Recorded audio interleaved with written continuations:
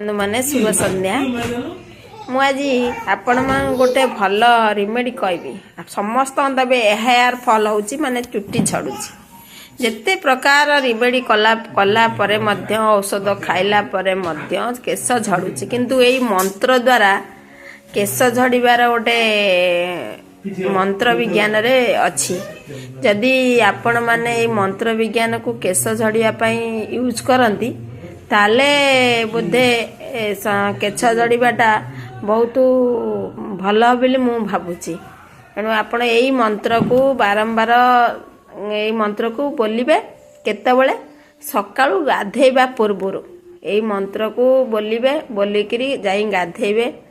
ଦେଖିବେ ଆପଣଙ୍କର କେଶର ଯେତେ ସମସ୍ୟା ଅଛି, ଚୁଟିର ସମସ୍ୟା ଅଛି, ଚୁଟି ଝଡ଼ି ଯାଉଛି, ଚୁଟି ଯେଉଁ ଉପୁଡ଼ି ମାନେ ଯେଉଁ ନୂଆ ଚୁଟି ଉଠିବା ପାଇଁ ଆପଣମାନେ ଏଇ ମନ୍ତ୍ରକୁ ବୋଲନ୍ତୁ, ଓಂ କେଶବାୟ ନମଃ। ଏହାକୁ ଗାଧେଇବା ପରେ ମିନିମମ୍ 50 ଥର କି 21 ଥର 51 ଥର କିମ୍ବା 21 ଥର ମିନିମମ୍ ପଢ଼ନ୍ତୁ। ପ୍ରତିଦିନ ପଢ଼ନ୍ତୁ। ଆପଣ ମାସକ ଭିତରେ ଆପଣ ତାର ରେଜଲ୍ଟ ପାଇଯିବେ। ଯଦି ମୋ ଭିଡ଼ିଓ ଭଲ ଲାଗୁଥାଏ ଲାଇକ୍ ଆଣ୍ଡ ସେୟାର କରିବେ। ରହୁଛି। ଜୟ ଜଗନ୍ନାଥ।